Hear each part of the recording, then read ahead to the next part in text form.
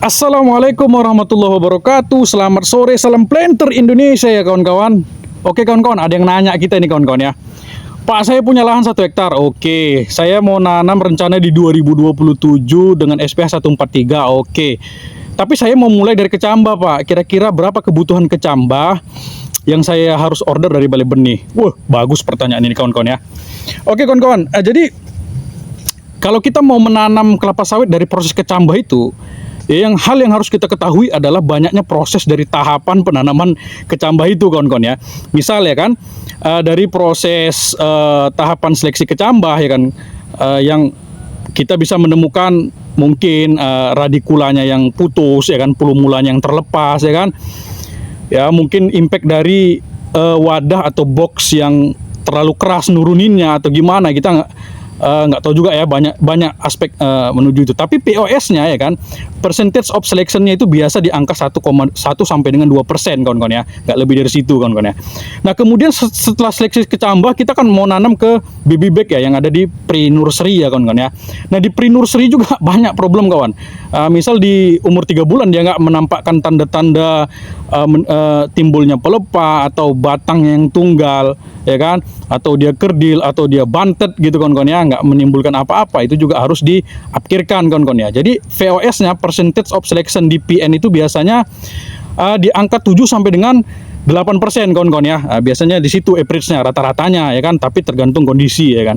Kemudian setelah 3 bulan di PN, umur 4 bulan kan kita ke transplanting itu ya, ke main nursery.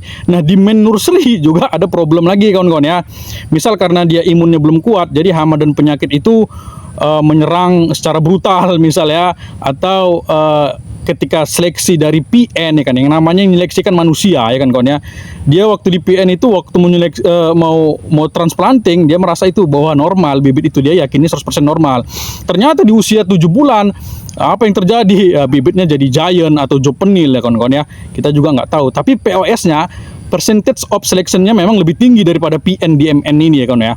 Biasanya itu main di angka 14 sampai dengan 15% secara average rata-rata. Banyak yang disortir kalau mau ditanam ke areal itu kawan-kawan. Biasa di MN memang cukup tinggi. Nah setelah di kecambah, di PN, di MN, masuk kita ke areal tanam. Umur sawit, bibit sawit yang udah 12 bulan atau yang disiap tanam ya kan, kita pindahkan ke areal tanam. Nah tentu ada problem juga kawan-kawan ya, misalnya diserang tikus ya, umur seminggu dimakan di tikus akarnya ya kan. Kemudian masuk oriktes ya kan, busuk pelepah, ngancurkan pucuk ya kan, banyak lah itu. Atau diserang babi kawan-kawan ya. Berapa POS-nya Pak? Percentage of selection-nya di situ yang memang harus betul-betul diperhatikan. Biasanya average-nya itu rata-ratanya di angka 14 sampai dengan 15% kawan-kawan ya, dari serangan-serangan yang harus kita ganti, kita sisip lagi gitu kawan-kawan ya.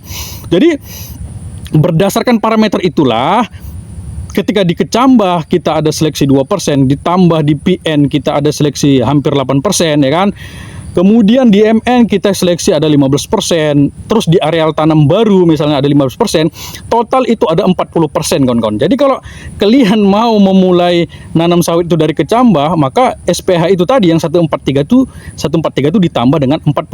Nah, berapa itu kira-kira? 143 ditambah 40%, sekitar 200 kecambah kawan-kawan yang harus kalian order dari Balai Benih ya kan. Jadi jangan kemudian 143 cukup lah, 143 juga kecambahnya, nggak mungkin. Paling pun nanti yang jadi dari 143 itu sekitar 170 atau 70 bibit atau 80 bibit yang jadi kawan-kawan. Yang lainnya pasti upkir ya kan.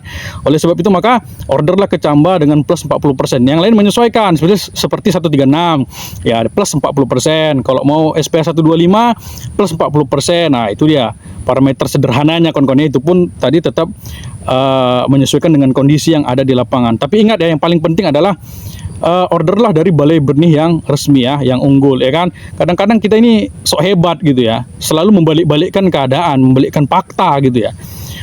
Nggak betul itu. Yang cabutan itu lebih bagus sebenarnya daripada yang bibit unggul ya kan. Orang bibit unggul aja banyak yang masalah gitu kan. Nah, jadi paradigma yang seperti itu salah kawan-kawan ya. Jadi harusnya kayak gini paradigma yang benar itu. Bibit unggul aja ya kan masih banyak yang meleset ya dari dari keyakinan kita ya kan bahwa itu akan berhasil, apalagi bibit cabutan. Nah itulah paradigma yang betul kawan-kawan. Yang varietasnya yang resmi aja label benih masih banyak yang nggak jadi, yang upkir ya kan kawan-kawan, apalagi dari yang cabutan. Nah itulah ada seperti itu. Jadi jangan jual-jual lagi hal-hal yang salah kawan-kawan ya. Itu aja kawan-kawan yang bisa saya sampaikan pada kesempatan berbahagia ini. Mudah-mudahan bermanfaat ya. Tetap jaga kesehatan dan keselamatan. Selamat sore, salam planter Indonesia kawan-kawan.